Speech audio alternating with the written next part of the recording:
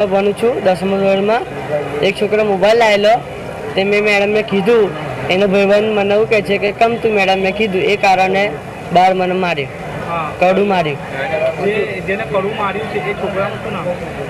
નૈતિક માછી। કે શાળાની બહાર સ્કૂલ છૂટ્યા પછી બે વિદ્યાર્થીઓ વચ્ચે ઝપાઝપી થઈ અને એક વિદ્યાર્થીને બીજા વિદ્યાર્થી દ્વારા જે વાગ્યું એમાં લોહીની ટસર ફૂટી ગઈ।